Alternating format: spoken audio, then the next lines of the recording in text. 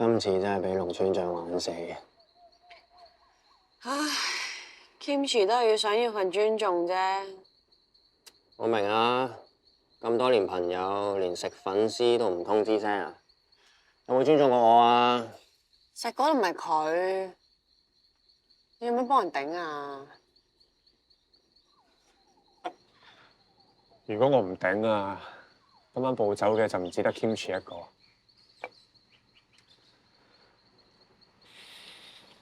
我同唔同士多德講好啊？格拉底，我哋一條片啊，搞散咗2 pair 人，以後仲有邊個會敢同我哋聯成啊？感情嘅嘢留翻俾兩個自己搞啦。如果你真係過意唔去啊，你咩俾白拉圖聽咯。